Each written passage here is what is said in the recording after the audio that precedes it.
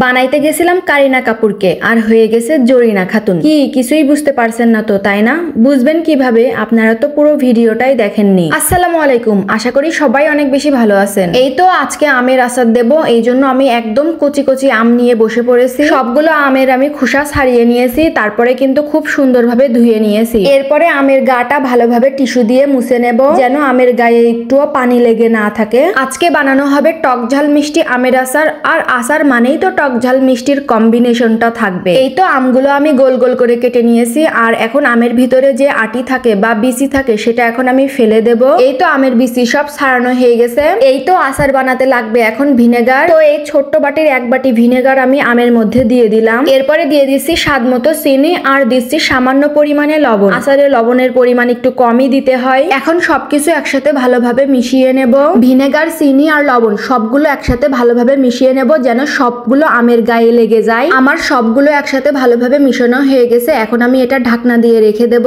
আর এইভাবে ঢাকনা দিয়ে 1 ঘন্টার জন্য রেখে দেব। আমের আচার বানানোর জন্য লাগবে শুকনো মরিচ আর লাগবে পাঁচফোড়ন। আচার বানাতে যেসব উপাদান লাগে, যেমন ধরেন মিষ্টি জিরা, মেথি, কালো জিরা, আরো কি কি লাগে না, সবকিছু এই পাঁচফোড়নের মধ্যেই আছে। এটা আমি বাজার থেকেই কিনেছি, আর এটার দাম আমার কাছ থেকে নিয়েছিল 20 টাকা। সবগুলো আমি এখন হালকা করে ভেজে নেব। পাঁচফোড়নটা আমার ভাজা হয়ে গেছে, আর ওটা ভাজতে খুব বেশি সময় লাগে না, 1 মিনিট মতো ভাজলেই হয়ে যায়। এই মশলাগুলোর থেকে সামান্য পরিমাণে একটু স্মেল বের হলেই ওটা নামিয়ে ফেলতে হয়। কিন্তু আমার শুকনো মরিচগুলো ভাজা হয়নি, আর এই জন্য আমি মশলাগুলো নামিয়ে নিয়ে আমি শুকনো মরিচগুলো আবার একটু ভেজে নিচ্ছি। এই তো আমি চলে আসলাম ভিনেগার আর চিনি দিয়ে ভেজানো আমের কাছে, আর দেখতেই পাচ্ছেন চিনি কিন্তু পুরোটাই গলে গেছে, আর কি পরিমাণে পানি বের হয়েছে দেখেন। তো আজকে কিন্তু আমের আচারে কোনো রকমের তেল ব্যবহার করব না। ভিনেগার আর চিনির কম্বিনেশন থেকে যে পানিটা বের হয়েছে ওই পানি দিয়েই আমের আচারটা হয়ে যাবে। একটু জাল করে নেওয়ার পরে আম থেকে আরো পানি বের হচ্ছে। এরপরে দিচ্ছি সামান্য পরিমাণে একটু হলুদের গুঁড়া, আর দিচ্ছি সামান্য পরিমাণে একটু লাল মরিচের গুঁড়া। এরপরে দিয়ে দিচ্ছি ভেজে রাখা শুকনো মরিচ আর পাঁচফোড়নের গুঁড়ো। এটা আমি কিন্তু চাবা চাবা করে বেটেছি, একদম মিহি করে বাটিনি। তারপরে এই তো এখানে যে পিকচারটা দেখতে পাচ্ছেন, এই পিকচারের মতো করে আমি আচারটা বানাতে চাইছিলাম। তো ভুলটা আমি এখানেই করেছিলাম। আমের আচারটা কিন্তু আমার এখনই নামাই ফেললে ওরা যেভাবে বানিয়েছে ওরকমই দেখা যেত, কিন্তু দেখেন আমি এখনো নামাচ্ছি না, আমি নাড়তেই আছি।